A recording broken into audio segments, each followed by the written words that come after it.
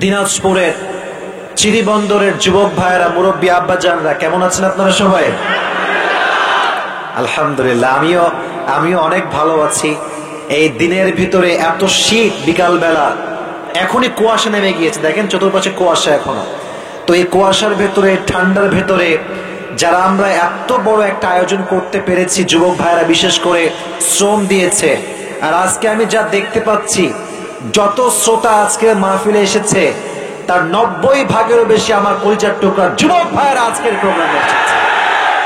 এটা ইসলামের বিজয় যে সুনিশ্চিত, কেউ যে এটার জোয়ার ঠেকাতে পারবে না, এটা তার স্পষ্ট প্রমাণ। ঠিক কিনা বলো যুবকেরা? অনেকে ইসলামের বিরুদ্ধে কথা বলে, ইসলামকে দমিয়ে দিতে চায়, কিন্তু তারা বোঝে না যে আজকালকার যুবকরা নায়ককে নয়, গায়ককে নয়, আজকালকার যুবকরা হুজুরদেরকে মন থেকে ভালোবাসে। ঠিক কিনা? অতএব এই পৃথিবীতে, আমার এই দেশে যতদিন সূর্য থাকবে, যতদিন দিন হবে, রাত হবে, ইসলামের জয়কার আগেও ছিল, আজও আছে, আগামীতেও টিকে থাকবে। ঠিক কিনা? আমার বড্ড প্রাইড ফিল হয় যুবকদেরকে নিয়ে। আমি খুব প্রাউড ফিল করি যুবকদের জন্য, যে যুবকরা ইসলামকে ভালোবাসে। আপনি দেখেন যুবকদের টাইমলাইনে আজকে মাশাআল্লাহ ইসলামিক লেকচারারদের ওয়াজ শেয়ার দিয়ে ভরা আছে, তাদের টাইমলাইনে ওয়াজ ভেসে বেড়ায়। তার মানে আজকালকার যুবকরা মোটামুটি বলতে গেলে অনেক দিনের পথে ফিরে আসছে। ঠিক আছে যুবক ভাইরা? তো আমরা যতটুকু পারা যায় আজকের এই বিকালের সময় এসে সন্ধ্যা পর্যন্ত যতটুকু পারা যায়, আল্লাহ আমাকে যতটুকু নলেজ দিয়েছে কোরআন থেকে, হাদিস থেকে, আমি কথা বলবো। রাজি আছেন তো ইনশাআল্লাহ? ভূমিকায় কিছু কথা বলছি, এটা আমার আলোচিত যে বিষয় বা নির্দিষ্ট যে বিষয় তার বাহিরে ভূমিকায় আছে। আমি জাস্ট যতটুকু আমি এসে দেখলাম আসার সময়, আশেপাশে মনে হয় আপনাদের অনেক হিন্দু ভাই বোনেরা বসবাস করে। কথা ঠিক আছে যুবক ভাইরা আমার?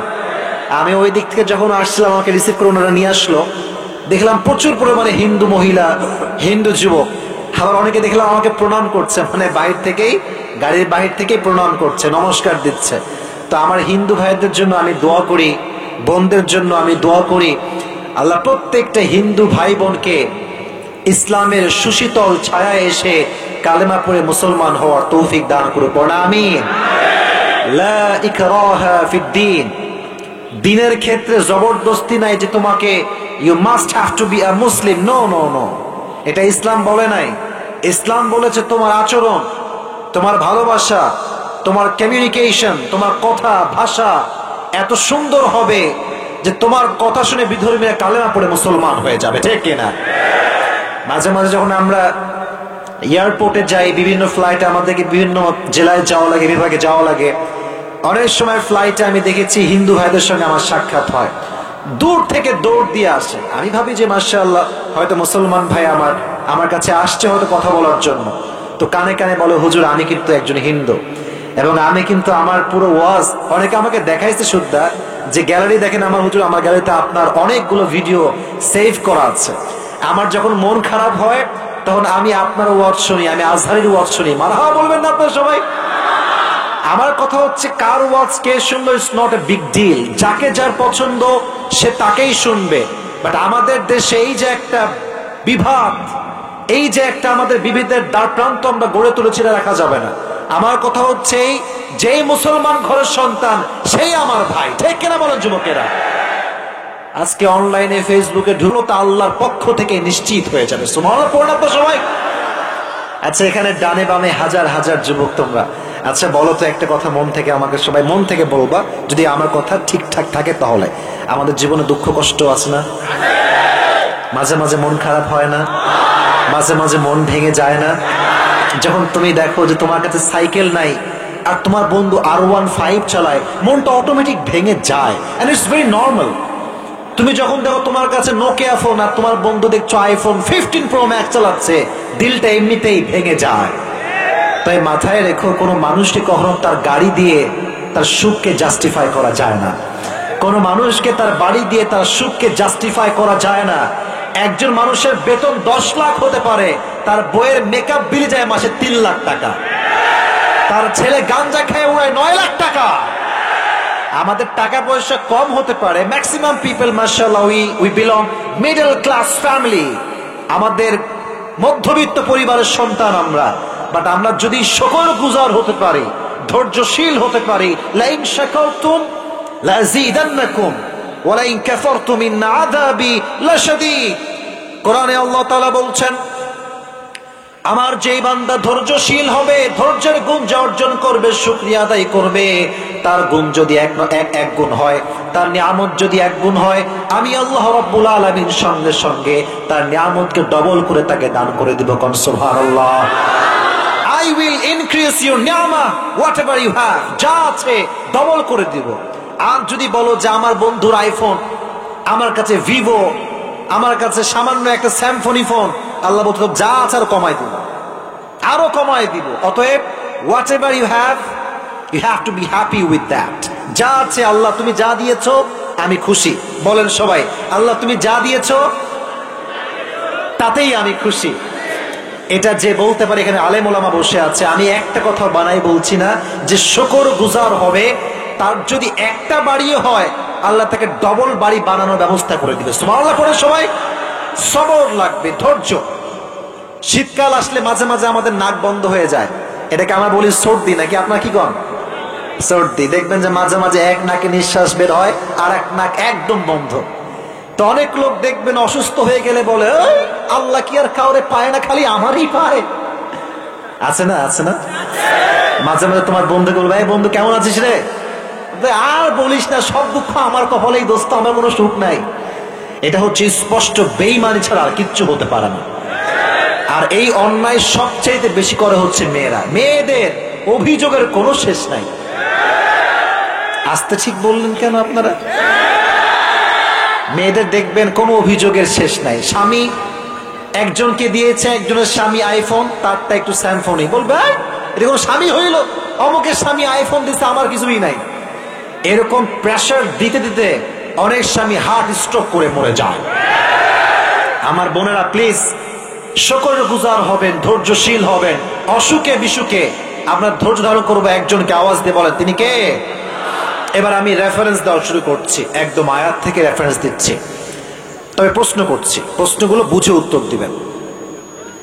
একজন নবী, যিনি কোন রেওয়ায়াতে 12 বছর, কোন রেওয়ায়াতে 18 বছর লম্বা সময় তিনি হি ওয়াজ সিক, অসুস্থ ছিলেন। মাশাআল্লাহ। নাম ছিল কি বলেন দেখি? আইয়ুব আলাইহিস সালাতু ওয়াস সালাম। আর একটা প্রশ্ন, উনি যখন এত লম্বা সময় অসুস্থ ছিলেন, তখন তিনি আল্লাহকে বলেছেন যে আল্লাহ তুমি কি লোক পাও না আমারই পাও, এটা বলছিলেন? বলেন না। কি বলেছেন? কোরআনে আল্লাহ তাআলা এটাও মেনশন করেছেন।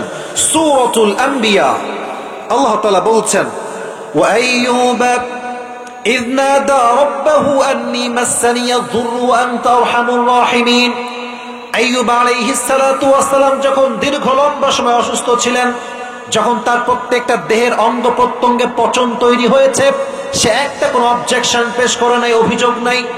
যখনই তার জিহ্বাটা নষ্ট হয়ে যাচ্ছে, পোকা মাকড় লেগে নষ্ট হয়ে যাবে, তখন সে আল্লাহকে বলছে, আল্লাহ সব শেষ, I don't have any kind of objection about that, কোনো অবজেকশন নাই আমার আল্লাহ, বাট যেই জবান দিয়ে তোমার জিকির করি এইটা নষ্ট হলে তো আমি আল্লাহ সহ্য করতে পারবো না। সুবহানাল্লাহ পড়লেন না? তিনি বলেন, আল্লাহ আমি তো ক্ষতিগ্রস্তের মাঝে ঢুকে গিয়েছি, শামিল হয়ে গিয়েছি, আর তুমি না রহমান, তুমি না রহিম। তার মানে হচ্ছে রহমান তো কখনো তার বান্দার কষ্ট সহ্য করতে পারবেন দোয়ার মতো, যেমনটা আইয়ুব আলাইহিস সালাতু ওয়াস সালাম করেছেন। আল্লাহ তুমি না রহমান আর আমি না কষ্টে আছি। যখন এই দোয়াটা করেছে, আল্লাহর দোয়াটা এত ভালো লাগছে, আল্লাহ সঙ্গে সঙ্গে আইয়ুবকে পরিপূর্ণ শেফায়ে আজলা কামেলা দান করে দিয়েছে। এজন্য অসুখে বিসুখে ধৈর্যহীন হবেন না, ধৈর্যশীল হবেন। একদিন আমি বাসায় ছিলাম, হঠাৎ করে একটা কল আসলো। তখন আমি এই এত ফেমাস না ভাই, এত ফ্যান ফলোয়ার্স আমার তখন ছিল না। I was very normal man. এটা maybe it has been 3 years, 3 বছর আগের কথা বলছি। কল ধরলাম, তো কল ধরে দেখছি একজন মহিলা কল দিয়েছে, কল দিয়ে কান্নাকাটি, মানে আমার মায়ের বয়সী একজন মহিলা।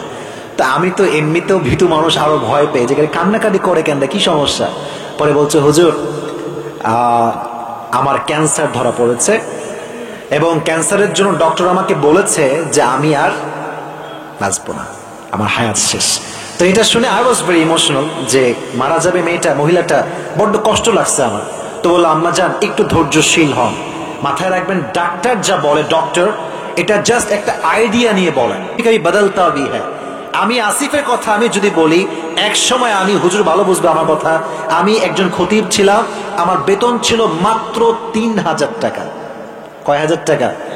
3000 টাকা। আজকে আমার ড্রাইভারের বেতন হচ্ছে 30,000 টাকা। টাইম হ্যাজ চেঞ্জড, সময় পরিবর্তন। এক সময় আমার বেতন 3000 টাকা, আজকে আমি ড্রাইভারের বেতন 30,000 টাকা। আর তো বাদ বাকি বাদ দিলাম। তো কথা হচ্ছে একটা, খারাপ সময় আসছে মানেই ভালো সময় সামনে অপেক্ষা করছে। فإن مع العسر يسرا إن مع العسر يسرا. Indeed and verily, if you can put your trust on your Lord, Allah will give you something that will definitely make yourself happy. আল্লাহ বলছে মানে তুই একটু ধৈর্যশীল হ, কষ্টের সাথেই আছে সুখ। ওয়ালাসাউফা ইউতিকা রাব্বুকা ফাতারদা। একটু থাম, একটু থাম, সবর কর, তুই যা হারাইছিস তার চেয়ে অধিক উত্তম আমি আল্লাহ তোকে দান করে দেবো। সুবহানাল্লাহ পড়ে সবাই। তাহলে 1 নাম্বার রেফারেন্স দিলাম, অসুখ হলে ধৈর্যশীল হব একজনের উপরে। আওয়াজ দিয়ে বলেন তিনি কে? এবার আরেকটা প্রশ্ন আমার দিনাজপুরের ভাইদের জন্য, এটা আপনাদের নাম কি? চিরিবন্দর, চিরিবন্দর থানা, তাই না? আচ্ছা, একটু বুঝে শুনে জবাব দিবেন। খালি ওয়াজ করলাম ঠিক বে ঠিক সুবহানাল্লাহ এটা বললে কিন্তু ওয়াজ হয়ে যায় না, একটু বুঝে শুনে জবাব দিবেন। মনোযোগ আছে সবার? একটা কাশি দেন সবাই। বলেন আমার প্রিয় নবীজির একজন স্ত্রী মাত্র কুমারী ছিলেন, যার আগে কখনো বিয়ে হয়নি, ডিভোর্স হয়নি। তার নাম ছিল কি? আয়েশা রাদিয়াল্লাহু তাআলা আনহা। এই হাদিসটা আপনাকে অনেক কিছু শেখাবে, এই হাদিস আপনার জীবন পরিবর্তন করবে। এই মাঝে মাঝে মানুষ আমাদেরকে মিথ্যা অপবাদ দেয় না? মিথ্যা অপবাদ, যেটা করিনি বলে তুই এটা করছিস, বলো না বলো না বলো না বলো না। অনেক যুবক দেখবেন জীবনে প্রেম কি সে বোঝেই না, আর বন্ধু কয় তোর 2টা গার্লফ্রেন্ড, আমি শিওর তোর আছেই আছে। এটা হচ্ছে মিথ্যা অপবাদ, ঠিক কেনা বলো যুবক ভাইয়ারা? হাদিসটা একদম পুরস্কার নেওয়ার জন্য হলেও হাদিসটা মনোযোগ দিয়ে শুনবেন। হাদিসটা আমি পরিপূর্ণ আপনাকে শুরু থেকে শেষ পর্যন্ত একদম বর্ণনা করছি। একদিন নবীজি লটারি করলেন। নবীর মোট স্ত্রী ছিল কয়জন কে বলতে পারে? 11 জন। বলেন কয়জন? যার বউ 2টা সে বুঝে প্যারা কারে কয়, হ্যাঁ? আর বাংলাদেশের মেয়েরা সব সহ্য করতে পারে, স্বামী 2টা বিয়ে করলে ওরে কিলাইয়া সোজা করে দিবে একেবারে। নবীর বউ ছিল 11টা। নবীজি ঘুরতে নিয়ে যেতেন, প্রত্যেক মাসে সবাইকে ঘুরতে নিয়ে যেতেন, বাট এটা ছিল লটারি সিস্টেম। লটারি আপনার সবাই বোঝেন না? ওই নাম রাখা হয়, নাম তোলা হয়। তো নবীর 11 জন বইয়ের নাম রাখা হয়েছে, মানে যারা ছিল সবার নাম রাখা হয়েছে এবং নাম তোলা হয়েছে কে যাবে এবার ঘুরতে এই মাসে। তো যার নাম উঠেছে সে হচ্ছে আম্মা জান আয়েশা রাদিয়াল্লাহু তাআলা আনহা। তো নবীজি ঘুরতে নিয়ে গিয়েছেন। হাদিসটা কিন্তু খুবই খুবই খুবই সেনসিটিভ বোঝার জন্য। যখন ঘুরতে নিয়ে গিয়েছেন, ফেরার সময় অনেক গভীর রাত হয়ে গিয়েছে। তো আয়েশা ছিল খুবই চিকন একজন মানুষ। দেখবেন চিকন মানুষ রিকশায় উঠলে যে রিকশা চালক সে বোঝে না পেছনে কেউ আছে কিনা। আর কিছু লোক এমন ভুড়ি মোটা, ও যদি ভ্যানে ওঠে ভ্যানের টায়ারটা ব্লাস্ট হয়ে যায়, ঠিক না? কিছু লোকের ভুড়ি এই বড় একেবারে। তো আয়েশা ছিলেন একদম স্লিম মেয়ে, একদম চিকন টাইপের একজন মেয়ে, অত মোটা ছিলেন না। তো যখন তিনি ফিরে আসবেন, হঠাৎ করে রাস্তার মাঝে প্রকৃতির ডাকে সাড়া দেওয়ার জন্য তিনি উট থেকে নেমেছেন, একটু সামান্য দূরে গিয়েছেন। আর যেই উটের চালক ছিল, যিনি উটটা বহন করছিলেন, তিনি দূরে গেলেন। ওদিকে যখন তিনি গিয়েছেন প্রকৃতিকে সাড়া দেওয়ার জন্য, এদিকে সে উট নিয়ে চলে গেছে।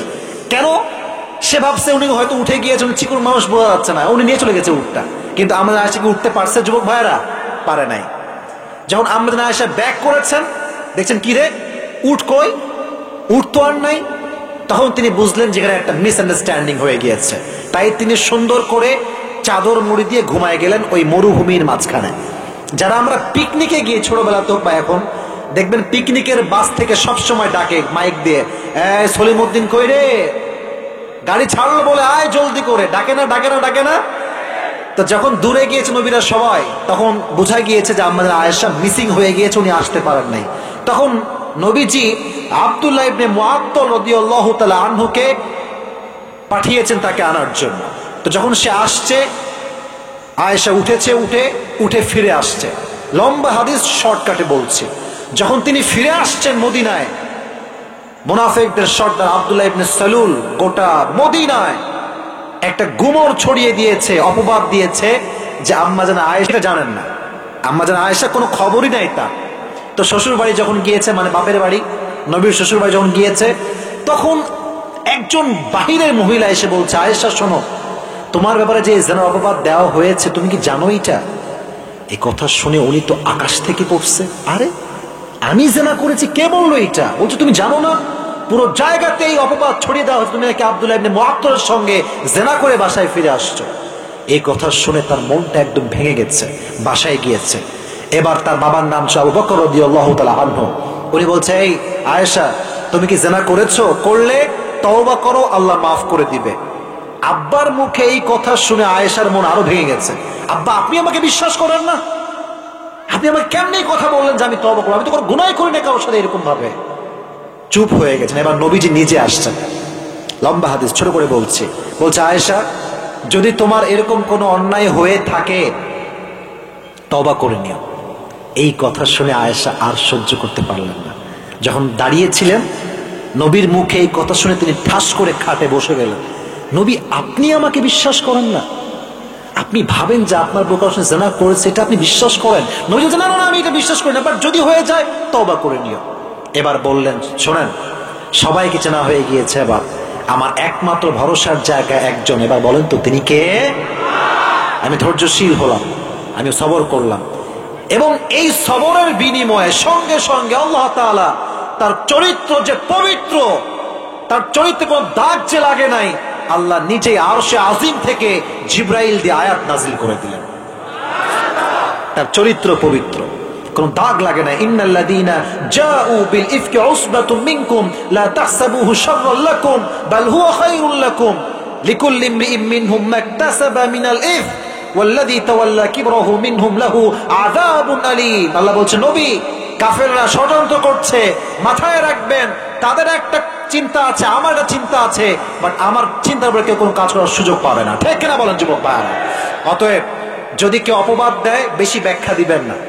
আর মাথায় রাখবেন, যখন মিথ্যা অপবাদ আসবে, বন্ধুর পরিচয় আপনি পেয়ে যাবেন। কারণ খারাপ সময় হচ্ছে এমন একটা সময় যেটা মানুষের পরিচয়কে তুলে ধরে। কথা আস্তে বললেন যে, জোরে বলেন না, কথা ঠিক আছে না?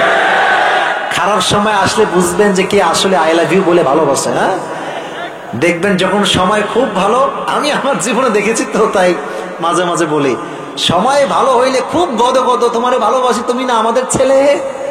আর যখন দেখবা সময় খারাপ, পকেট ফাঁকা, দেখবা আই লাভ ইউ যারা বলতে না বলবা আই হেট ইউ। সময় ভালো হয়, খারাপ হয়, বাট যে খারাপ সময় পাশে থাকে সেই হচ্ছে আমাদের প্রকৃত পক্ষের বন্ধু। ঠিক কিনা বলেন? অতএব যত অপবাদ কেউ দিক না কেন, কোন রকম কোন অভিযোগ করবেন না, ধৈর্য ধারণ করবেন, একজনের উপরে আওয়াজ দিয়ে বলেন তিনি কে। এবার আরেকটা হাদিস বলেন, আমার প্রিয় নবীজির প্রথম যিনি স্ত্রী তার নাম ছিল কি? খাদিজাতুল কুবরা রাদিয়াল্লাহু তাআলা আনহা। উনি কি সিঙ্গেল ছিলেন না ডিভোর্সড ছিলেন? ডিভোর্সড ছিলেন। তবে নবীর প্রথম স্ত্রী হচ্ছেন খাদিজা। কেমনে বিয়ে হয়েছে, এটা একটা সবরের ওয়াজ, সবরের একটা হাদিস। ওনার প্রায় 2 জন স্বামী মারা গিয়েছে। আরো বর্ণনায় আসছে ওনার স্বামী মারা গিয়েছে, আর এক বর্ণনা আসছে কারোর সাথে ডিভোর্স হয়েছে। একজন মেয়ের স্বামী মরলে সেই বোঝে যে স্বামীর দামটা কত বেশি। এখন তো মেয়েরা স্বামীকে ইচ্ছা মতো গালি দেয়, এই তোর ওইটা ভালো না, এইটা ভালো না। আর যখন ডিভোর্স হয় তখন তার ঘাড় সোজা হয়ে যায়। দেখবেন মেয়েরা প্রথম সংসারে যেই পরিমাণ ধৈর্যশীল হয়, দ্বিতীয় সংসারে তার চেয়ে 1000 গুণ বেশি হয়। কারণ ঠ্যাক খেয়ে আসছে যে, এখন ঘাড় সোজা হয়ে গিয়েছে। ঠিক আছে যুবক ভাইরা? তো যখন 3 জন প্রায় মারা গেল স্বামী, তখন তিনি বললেন, আল্লাহ, আমি আর জীবনে বিয়েই করব না, যতক্ষণ পর্যন্ত তুমি আমাকে না দিচ্ছ আমার স্বামী, আমি বিয়ে করছি না। যুবকেরা, এটা তোমাদের অনেককে শিক্ষা দিবে। যুবকেরা অনেক টেনশন, বিয়ে হয় না কেন, শীতকাল তো পার হয়ে গেল ভাই। কথা ঠিক আছে না যুবকেরা? বলো। শীতকালে আসলে বিয়েটা একটু বেশি হয় বাংলাদেশে। তো এই যে মিডিয়ার ভাইরা আছে যারা শীতকালে বিয়ে করবেন, ভাই আপনি ঈদের পরে পোস্ট করেন, এই শীতকালে পোস্ট করবেন না। এগুলো যুবকদের গা জ্বলে পড়ে ছারখার হয়ে যায়। ঠিক কিনা বল? তো এই হাদিসটা তোমাকে শেখাবে যে তুমি জীবন সঙ্গিনীর জন্য কতটা ওয়েট করতে হবে তোমাকে। উনি বলেন, আল্লাহ তুমি না দিলে আমি বিয়ে করবো না, বাদ দিলাম, সব বাদ। ব্যবসার কাজে মন দিলেন, ব্যবসা, কোটি কোটি টাকার ব্যবসা। একদিন তিনি রাতের বেলা ঘুমালেন, এই হাদিসটা একদম শেষ পর্যন্ত শুনবেন। ঘুমিয়ে আছেন রাতের বেলা, হঠাৎ করে স্বপ্ন দেখছেন যে আকাশে তারা, পুরো আকাশটা আলোকিত হয়ে আছে, বাট দুনিয়ার জমিনটা অন্ধকার। আকাশে তাকিয়েছেন, দেখছেন আকাশের তারা খাদিজার বুকের দিকে নেমে আসছে। যখন আকাশের থেকে তারা নেমে আসে, পুরো অন্ধকার দুনিয়াটা আলোকিত হয়ে গিয়েছে। সুবহানাল্লাহ, মন খুলে সবাই পড়েন সুবহানাল্লাহ পড়েন। এবার আম্মাজান খাদিজা চিন্তায় পড়ে গেলেন যে স্বপ্নের ব্যাখ্যা কি হতে পারে। তার চাচার নাম ছিল আব্দুল্লাহ ইবনে, তার নাম ছিল ওয়ারাকা বিন নাফেল। বল চাচা জান, আমি একটা স্বপ্ন দেখেছি। কি স্বপ্ন? রাতের অন্ধকারে, আলো নাই, অন্ধকার, হঠাৎ করে আকাশ থেকে তারা নেমে এসে পুরো দুনিয়াটা আলোকিত হয়ে গিয়েছে। মা তা'বিরু হাযাল হুলম, এই স্বপ্নের ব্যাখ্যা কি হবে আমাকে বলেন। তখন তিনি তাওরাত খুললেন, ইনজিল খুললেন, খুলে সব পড়ে বললেন, খাদিজা মাশাআল্লাহ, গুড নিউজ, সুসংবাদ। কি সুসংবাদ? বলছে তোমার যিনি স্বামী হবেন এইবার, তিনি সাধারণ কোনো মানুষ নয়, আল্লাহ শেষ নবীকে তোমার স্বামী হিসেবে কবুল করেছেন। এই কথা শুনে ওনার হৃদয়টা একদম প্রশান্তির ছোঁয়া। এই তো আমার ধৈর্যের ফলাফল আমি পেতে যাচ্ছি, সময় তো ঘনিয়ে এসেছে। শুনেই তিনি বাসায় ফিরে গেলেন, আবার কাজ শুরু করলেন, ব্যবসার কাজ। কবে আসবে আমার সেই স্বপ্নের পুরুষ? অপেক্ষা শুরু। হঠাৎ একদিন নবীজি ব্যবসার কাজে খাদিজার বাসায় আসছেন আগমন নিয়ে। নবীর চেহারা এত সুন্দর ছিল, নবীজি তার ঘরে ঢোকার সঙ্গে সঙ্গে তার পুরো ঘরটা আলোকিত হয়ে গিয়েছে। সুবহানাল্লাহ বললেন না সবাই? নবীর চেহারা দেখে খাদিজা বুঝে গিয়েছে এটাই মনে হয় আমার স্বামী, শেষ নবী, এই ব্যক্তিটাই মনে হয় হবে। তখন তিনি তাওরাত খুললেন, ইনজিল খুললেন, যে শেষ নবীর চেহারা কেমন হতে পারে। আচ্ছা, আমার কথা বুঝতে কোনো সমস্যা হচ্ছে না তো আপনাদের? কথা কি বোঝা যায়? যায় যায় যায় দেখলেন যে নবীজির চেহারা কেমন হবে, গায়ের রংটা হবে। এই যুবকেরা মনোযোগ দিয়ে শুনবেন, নবীর চেহারা কেমন। আজহারুল লাউন, নবীর চেহারার রং কালো নয়, সাদা নয়, আহামরি ফর্সাও নয়। নবীর চেহারার রংটা হচ্ছে লাবণ্যময়, সুন্দর। সুবহানাল্লাহ, একটা জোরে সোরে পড়েন আপনারা সবাই। আচ্ছা, আমার নবীর মতো সুন্দর কোন যুবক আল্লাহ আকাশের নিচে, জমিনের উপর আর কেউ কি হতে পারে? চাঁদের চেয়ে সুন্দর তুমি, নবী আমার কামলিহি ওয়ালা। সুবহানাল্লাহ পড়েন সবাই। দো জাহানের বাদশা তুমি, প্যারা নবী সাল্লাল্লাহু আলা। দো জাহানের বাদশা তুমি, প্যারা নবী সাল্লাল্লাহু আলা। চাঁদের চেয়ে সুন্দর তুমি, নবী আমার কামলিহি ওয়ালা। সুবহানাল্লাহ পড়েন সবাই। এবার তিনি পড়লেন নবীজির হাইট কেমন হবে। লেখা আছে, he will be the medium of height, neither tall nor short, কানা রাবাতাম মিনাল কওম, লাইসা বিত্তাবিল ওয়ালা বিল কাসির। নবীজি খুব বেশি তাল গাছের মতো লম্বা হবে না, আবার খুব বেশি বাটু হবে না। উনি হবেন মিডিয়াম অফ হাইট, মাঝারি গড়নের একজন মানুষ হবে। তো তিনি দূর থেকে দেখলেন, দূর থেকে তার হাইট কেমন দেখলেন, যা লেখা আছে হুবাহু তার হাইট মিলে গিয়েছে। এবার তিনি পড়লেন চুলের কাটিং কেমন হবে। লেখা আছে চুলের কাটিং হবে বিশাল বড় লম্বা চুল। নবীজির চুল কিন্তু প্রায় সময় বাবরি কাটিং থাকতো। বাবরি কাটিং বোঝেন? বোঝেন না আপনার সবাই? এই যে পেছনের দিকে লম্বা চুল। আর নবীজির, আচ্ছা আপনার সবাই কাজী নজরুল ইসলামের নাম শুনছেন? আমাদের জাতীয় কবি, মুরব্বীরা হয়তো খুব ভালো চিনবেন, আমরাও চিনি, না চিনা না, বাট ছবি দেখবেন ফেসবুকে, দেখবেন ওর চুলের মাঝখানে একটা কি আছে, স্মৃতি আছে। নবীর চুলের মাঝখানে, হুজুর ভালো বুঝবে, কানা ইউফাররিকু বাইনা শারি, হাদিস থেকে বলছি, নবীর এই চুলের মাঝখানে একটা লম্বা স্মৃতি ছিল। এবং নবীজি আতর দিতেন, যেখানে তিনি সেজদা করতেন পুরো মসজিদটা নবীর আতরের ঘ্রাণে আমোদ হয়ে যেত। সুবহানাল্লাহ পড়েন সবাই। খাদিজা কনফার্ম হয়ে গেলেন যে এই লোকটাই হবে আমার স্বামী। কিন্তু প্রস্তাব দিবে কেমনে? ভাইরে, সাওয়াল পাল মেয়ে দেখলে প্রস্তাব দিতে পারে, বাট মাইয়া সাওয়াল দেখলে প্রস্তাব দিতে পারে না। কারণ ছেলের ব্যাপার মেয়ের ব্যাপার একদম আলাদা। আমার ছেলে যারা আছে আমরা একটু বেহায়া টাইপের হই, লজ্জা শরম খুবই কম আমাদের, বাট মেয়েদের লজ্জা একটু বেশি হয়, ঠিক কিনা বলেন যুবকেরা? তো উনি বিয়ের প্রস্তাব দিবে কেমনে, আমি হাদিস থেকে একটু প্রেসাইজলি বলছি। এবার তিনি ভাবলেন যে আমি তো যাওয়া যাবে না, লোক পাঠাই। তার দাসীর নাম ছিল নাফিসা। যুবকেরা বলো, নাম ছিল কি? নাফিসা। বলছে এদিকে আসে। প্রথমে খাওয়াইছে, ইচ্ছা মতো খাওয়াইছে, টাকা দিয়েছে, মানে পাম্পটি যারা কয় আর কি। তো বলছে নেন হাদিয়া দিলাম আপনাকে, শোনেন একটা আবদার করবো, রাখবেন তো? নাফিসা একটু বয়স বেশি, সিনিয়র। বলছে আপনি এই যে যুবকটা গেল না, ওর বাসায় যাবেন, গিয়ে তাকে প্রস্তাব দিবেন যে আমি খাদিজা, এই আরবের সবচেয়ে ধনী নারী, আমি তাকে আমার স্বামী হিসেবে গ্রহণ করতে চাইছি। তো নাফিসা বলছো আচ্ছা আচ্ছা, এই জন্য এত হাদিয়া? তা আগে বললেই তো পারতেন। তো এবার তিনি গিয়েছেন নবীর কাছে, নক করেছেন দরজায়, কে আছে ভেতরে? নবীজি গেট খুলেছেন। গেট খুলে বলছে, সালাম দিয়েছে, কথাবার্তা হয়েছে। কেমন আছেন আপনি? বলছে ভালো আছে আলহামদুলিল্লাহ। আপনি ভালো আছেন? কথার ফাঁকে নাফিসা বলছে আচ্ছা একটা কথা বলবো, মাইন্ড করবেন না তো? নবীজিকে বলছে, আমি আপনাদেরকে বলি না, নবীজিকে। এই নাফিসা বলছে মাইন্ড করবেন না তো? নবীজি বলছে কি বলবে রে ভাই, এরকম মাইন্ড করার কথা বলতেছে। বলছে বলেন না, সমস্যা কি, আমি আছি আপনার সঙ্গে। তো বলছে যে আচ্ছা আপনি বিয়ে করেন না কেন? বয়স তো ভালোই, 25 ইয়ার্স ওল্ড, মাশাআল্লাহ, সবই তো ঠিকঠাক, বিয়ে করেন না কেন? তো নবী যে জবাবটা দিয়েছে আমাদের জবাব, যেটা আমরা দেই। নবী বলছে টাকা পয়সা নাই।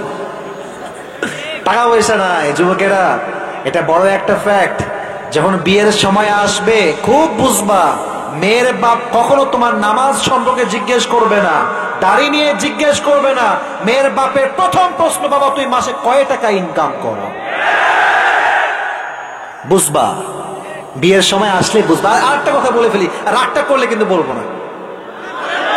রাগটা করছেন নাকি আপনারা?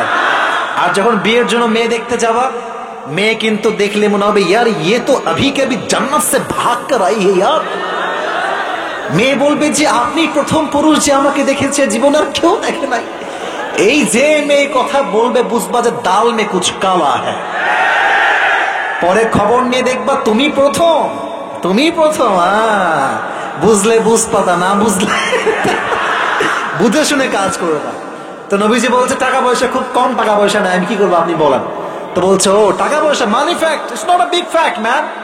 তোমার কাছে আমি এমন একজন নারীর সন্ধান দিব যাকে তুমি বিয়ে করবে, মোহর লাগবে না, বিয়ে করবে বাড়ি লাগবে না, বিয়ে করবে খাবার দিতে হবে না, বিয়ে করবে পোশাক দিতে হবে না, বিয়ে করবে কোনো দায়িত্ব তোমার নেওয়া লাগবে না। তুমি কি রাজি আছো? বলছে আরে আগে মাইয়ার নাম কোন, কে মেয়েটা? তো বলছে ইসমুহা খাদিজা। সুবহানাল্লাহ, পড়েছো ভাই? তার নাম হচ্ছে খাদিজা। নবীজির অবাক করার বিষয় জানি কি, হাদিসে আসছে নবীজি প্রথম থেকেই খাদিজাকে মন থেকেই পছন্দ করেন। সুবহানাল্লাহ কয় না দিনাজপুর লোকজনেরা। কিন্তু নবীজও ভাবছে কিরে আমার ইনকাম 10,000 টাকা, তার ইনকাম 10 কোটি টাকা, আমি কেমনে প্রস্তাব দেই? কিন্তু আল্লাহ বলছে তুমি না দিলে কি হবে, আমি আল্লাহ তোমার জন্য ডিসিশন নিয়ে রেখেছি খাদিজাকে। সুবহানাল্লাহ, পড়া শোভা। তো এবার নবীজি লজ্জা পেয়ে বলছে ঠিক আছে, আমি রাজি আছি, বাট আমার আত্মীয় আছে তো, আবু তালেব আমার চাচা আছে, উনি আসবে, তারপরে বিয়ের ডিল হবে। তো বলছে ঠিক আছে তাই হলো, তুমি আবু তালেবকে নিয়ে কালকে আসবা। বাসায় এসেছে, কথাবার্তা হয়েছে, বিয়ের সব কিছু ডান। বিয়ের মোহর কি দেওয়া যায়? আবু তালেব বলছে আমরা তো খুব গরিব মানুষ, বেশি কিছু নাই, বাট তোমাকে আমরা 20টা উট মোহর হিসেবে দিলাম। আপনারা এই দুইজন কই যায়, কই যান? কি পেশাব লাগছে নাকি লাগছে, কি সমস্যা? ও 5টা বেজে গিয়েছে, আজান করার সময় 5টা 20 আছে নাকি? না, আপনারা যদি বলেন যে হুজুর আমাদের সময় কম, তাহলে আমি শেষ করবো। আর যদি বলেন না, আচ্ছা তাকবীর দেন, লিল্লাহি তাকবীর। আসর নামাজ পড়ে, আমি আসর নামাজ পড়ে আসছি, কোনো সমস্যা নেই। তাকবীর দেন সবাই, লিল্লাহি তাকবীর। এবার আসেন, এই 2-1 উঠলে কিন্তু আমি খুবই রাগ করবো। আমি কিন্তু দেখেছি আপনারা 1 ঘন্টা যাবত বসে আছেন। শেষ ভালো যার, সব ভালো তার। আমরা পুরস্কার নিয়ে তারপরে বাসায় যাবো, রাজি আছেন তো ইনশাআল্লাহ? তো নবীজি বলছে 20টা উট তো মোহর দেওয়া হলো, কিন্তু ওয়ালিমা বোঝেন আপনারা? বিয়ের সময় যে আয়োজনটা করা হয় এটাকে বলা হয় ওয়ালিমা। বাট আফসোসের বিষয় হচ্ছে ওয়ালিমার যখন খাওয়ানো হয়, বর পক্ষ থেকে বর 3-4টা বাস নিয়ে মাইয়ের বাড়িতে খাইতে আসে, লজ্জা শরম কিচ্ছু নাই। এটা তা কষ্ট লাগে কোথায় জানেন? বা পুরো জীবন যা ইনকাম করছে, মুরব্বীরা আপনারা রাগ করবেন না, সারা জীবন ইনকাম করে যা পাইছে বর পক্ষকে মন ভরে খাওয়াইছে, গোস্ত, ডাল, আলু ভর্তা, ডিম যা থাকে রোস্ট খাওয়াইছে, 7 আপ দিছে, দই দিছে, মিষ্টি দিছে, সব খাওয়ানোর পরে যাওয়ার সময় বলবে একটু লবণ কম হয়েছে। এই সমস্ত বাটপারদেরকে খাওয়ানোর চাইতে না খাওয়ায় রাখা বেশি উত্তম, ঠিক কিনা বল? এই জন্য আমি মাঝে মাঝে বলি, ভাই তোর বিয়ে তুই নিজে খা, ইচ্ছা মতো খা। মাইনসেরে খাওয়াবি বাবা, মোহরও পাবি না, লাস্টে গালিও খাওয়া লাগবে, ঠিক কিনা বলেন? তো 20টা উট মোহর দেওয়া হয়েছে, তখন খাওয়াবে কেমনে? খাদিজার মন কত বড় দেখেন। উনি বলছেন, এই যে 20টা উট আমাকে মোহর দেওয়া হয়েছে, এই 20টা উট আপনারা ওয়ালিমার জন্য জবাই করে দেন। সুবহানাল্লাহ করে সবাই। বিয়ে হয়ে গেল, নিকাহের আত শেষ, কবুল শেষ, এবার আসছেন বাসর রাত। এবার আসেন আমি আমার হাদিসের মূল মেসেজটা এখানে দিব। যখন বাসর রাতে নবীজি বসে আছেন, এই পাশে নবীজি, মানে ডান পাশে নবীজি, বাম পাশে খাদিজা। ছোট্ট একটা বাক্য এটা দিয়ে হাদিস শেষ করব। খাদিজা বলছে, নবী, নবী তো না, তুমি তো নবুয়ত পান নাই। নাম বলেই বলছেন যে আপনাকে যে আমি পেয়েছি, কেন আপনি জানেন? বলছে, আমি তো নিয়ত করেছিলাম কোনোদিন বিয়েই করব না। That was my intention, that I will never ever get married again. Last বিয়ে ওইটাই ছিল, কোনোদিন বিয়ের আমার ইচ্ছা ছিল না। বাট আমি ছিলাম ধৈর্যশীল। আমি ধৈর্যশীল হওয়ার কারণে আল্লাহ আখির জামানার সর্বশ্রেষ্ঠ নবীকে আমার মতো একজন ডিভোর্সি মেয়ের জন্য স্বামী হিসেবে কবুল করে ফেলেছেন। তাই বলেন, এই যে নবী সহ খাদিজার বিয়ে, পেছনে একটা গুণ ছিল সবচেয়ে বড় হাতিয়ার। নামটা কি বলেন? এই হচ্ছে আমার অডিয়েন্স, বলেন নাম ছিল কি?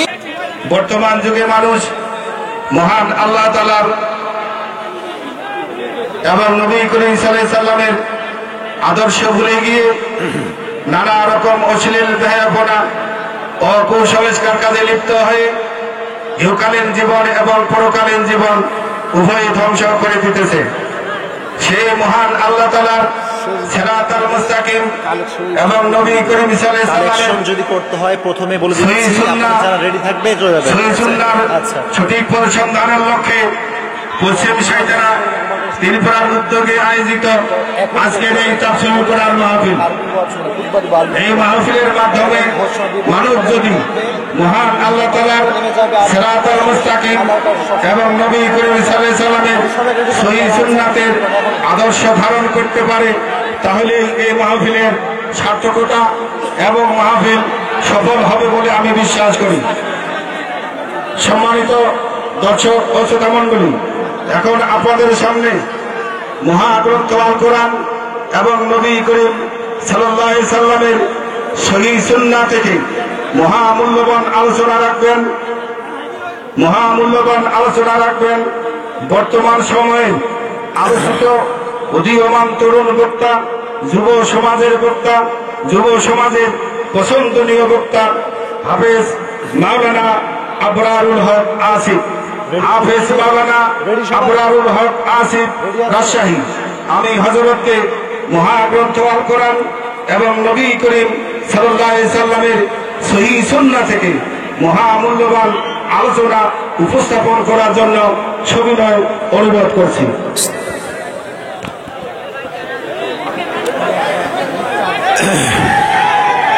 মাইক দেন। আসসালামু আলাইকুম ওয়া রাহমাতুল্লাহি ওয়া বারাকাতুহু।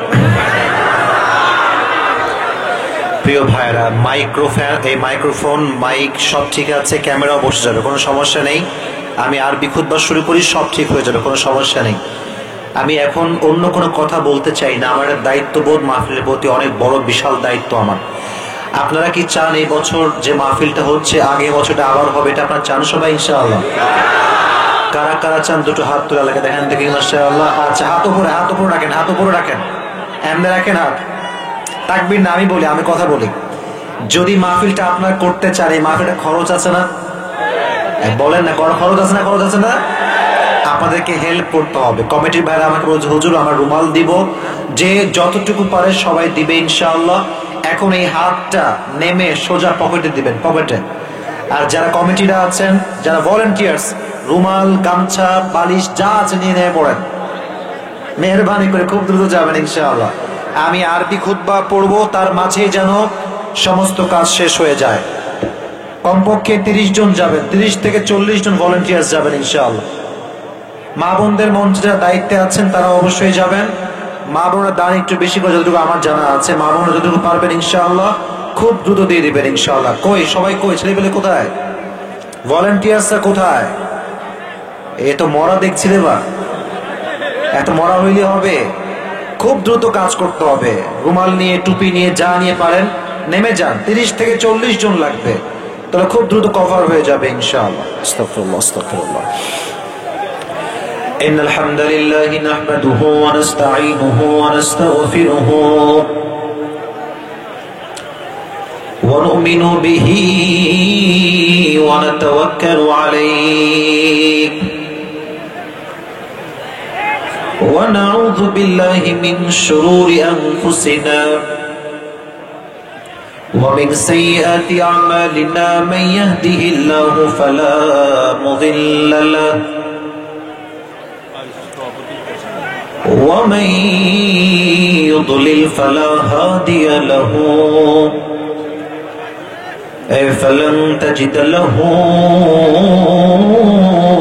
وليا مرشدا ونشهد أن لا إله إلا الله وحده لا شريك له هو الذي لا ضد له ولا ند له لا مثل له ولا مثيل له ولا كفيل له لا شبه له ولا شبيه له ولا ولد له ولا والد له وهو الواحد الفرد الصمد لم يلد ولم يولد ولم يكن له كفوا أحد ونشهد أن سيدنا ونبينا وحبيبنا وحبيب ربنا وطبيبنا وطبيب أرواحنا محمدا عبد الله ورسوله أرسله بالحق بشيرا ونذيرا وداعيا إلى الله بإذنه وسراجا وقمرا منيرا أما بعد فأعوذ بالله من الشيطان الرجيم بسم الله الرحمن الرحيم يا أيها الذين آمنوا استعينوا بالصبر والصلاة إن الله مع الصابرين وقال تعالى في كلامه المجيد إنما يوفى الصابرون أجرهم بغير حساب وقال تعالى في كلامه المجيد وأيوب إذ نادى ربه أني مسني الضر وأنت أرحم الراحمين وقال تعالى في كلامه المجيد ونزلنا عليك الكتاب تبيانا لكل شيء وهدى ورحمة وبشرى للمسلمين وقال رسول الله صلى الله عليه وسلم تركت فيكم أمرين لن تضلوا ما تمسكتم بهما كتاب الله وسنة رسوله إن الله وملائكته يصلون على النبي ইয়া আইয়ুহাল্লাযীনা আমানু সাল্লু আলাইহি ওয়া সাল্লিমু তাসলিমা আল্লাহুম্মা সাল্লি আলা মুহাম্মাদ ওয়া আলা আলি মুহাম্মাদ কামা সাল্লাইতা আলা ইব্রাহিম ওয়া আলা আলি ইব্রাহিম ইন্নাকা হামিদুম মাজিদ। আপনাদের যে পোস্টার, ছোট পোস্টার নাই, ছোট পোস্টার দেন তো ভাই, আমার কাছে একটা দিলেই হবে। জি, শুকরিয়া। আল্লাহর কাছে লাখো কোটি শুকরিয়া যে আল্লাহ তাআলা আমাদের সবাইকে দিনের বেলায় প্রচন্ড শীতের ভেতরে তাফসীরের প্রোগ্রামে বসার সুযোগ দিয়েছেন। আমরা সকলেই শুকরিয়া তান উচ্চ স্বরে উচ্চ কণ্ঠে পড়ছি আলহামদুলিল্লাহ। আজকের এই প্রোগ্রাম পশ্চিম সাইতারা 3 পাড়ার উদ্যোগে দিনের বেলার প্রোগ্রাম। আজকের এই প্রোগ্রামে সভাপতি রয়েছেন জনাব মোহাম্মদ ইউসুফ আলী, অধ্যক্ষ ভারপ্রাপ্ত মোহনপুর আদর্শ ফাজিল মাদ্রাসা সদর দিনাজপুর। হুজুর কি আসছে? আপনি আসছেন? আচ্ছা, মাশাআল্লাহ মাশাআল্লাহ। আল্লাহ হুজুরকে নেক হায়াত দান করুন, সকলেই পড়ে আমিন। আমাদের সভাপতি আমাদের মাঝে উপস্থিত, আমাদের সিনিয়র সমতুল্য, দাদা সমতুল্য, ওস্তাদ সমতুল্য, উনি যে এসেছেন আমরা সবাই খুশি না বেজার? আমি দোয়া করি হুজুর যে খেদমত আজ অব্দি দিনের জন্য করেছেন, প্রত্যেকটা খেদমতকে আল্লাহ তাআলা তার সন্তুষ্টির ওয়াসিলা হিসেবে কবুল এবং মঞ্জুর করুন, সকলে পড়ে আমিন।